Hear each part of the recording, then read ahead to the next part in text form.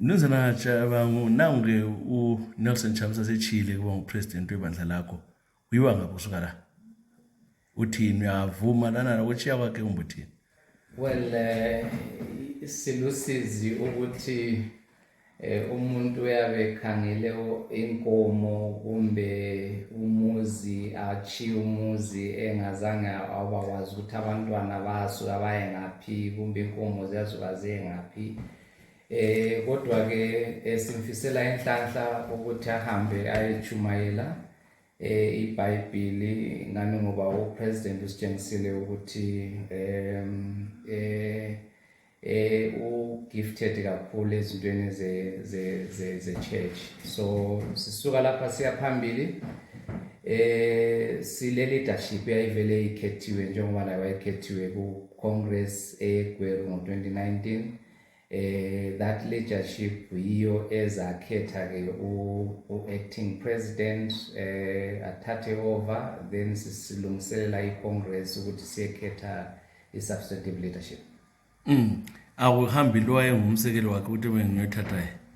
Yes, i-leadership iza kutsho, it doesn't necessarily mean ukuthi ade ngu-vice ngiyothathayo, but leadership ngahlala phansi bayakhetha ukuthi ngubani ongakwanisa ukusichaphisa ibridge loneli singakafiki ku Congress. So lokho ngizakuchiya ku leadership and izahlala phansi leadership kuyona le viki kuzaba lama announcements abazawenza.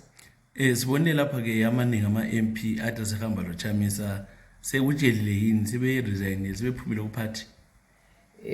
Ukwenza i-announcement ku media usiyakwenza i-announcement ku social media kayisikho njalo kasikuthathi njengeqiniso.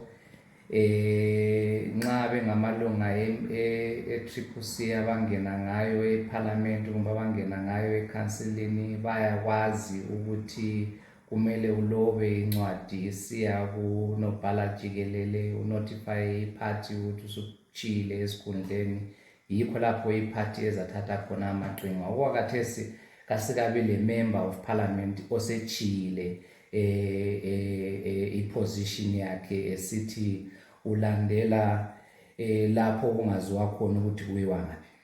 Kumele benzeni eParliament? Kumele bayitshele uSpeaker ukuthi bephuma? Kumele batshele iparty bahambe bayetshela lo Speaker of Parliament. iParliament yavulwa next week, so sizakuzwa ukuthi uSpeaker uzayenza wona lawo ma-announcements yini. Siyikho lapho esizathatha khona amaqhinga ukuthi singayenza njani njalo sikwamukele ukuthi sebechile. Nxa umuntu esechile kalandelwa uyafiselwa Inhlanhla lapha Ayakhona.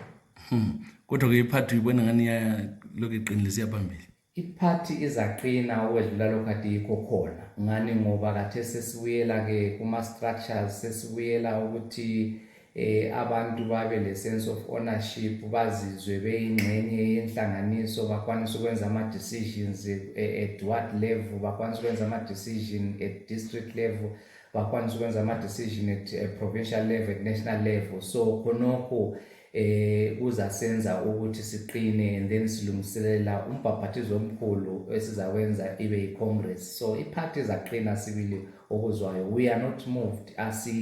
Yes, singaba disappointed ukuthi umongameli usuke wadecide ukuchiya ibhatchi lakhe wahamba wakhohlwa ukuthi wachiya ibhatchi lakhe lokho silalo. Sizamkhumbuza ukuthi ibhatchi lakhe silalo kulisizi, kodwa we are not angry. Kasizondanga, simfisela Inhlanhla ukuthi ahambe ayechumayela. Kusenjalo ke indaba zezinto izincwadi ubhalele wena akula zinto alazo yini zeparty? Illegal team yethu izahlala phansi siqalelele kwenza khonokho ukuthi bakhangele wonke izinto zonke izinto ezazisenzakala kwenhlanganiso, whether wawuthola imali kumbe wawuthola loba kuyini okwenhlanganiso, izimota, ngama offices, ngama title deeds, ngama trademarks. Konke lokhana i-legal team yethu izakuhlanganisa ukwenzele ukuthi kube khona njalo atsho ukuthi ngalanga elingaka ngathola imali engaka ngayisebenzisa ngelanga elingaka. Nxa kungehlula lokho sizabona ukuthi sizakuthatha sikuse ngaphi sisiya phambili, but ngilethemba lokuthi sizakhulumisana sizwisisana.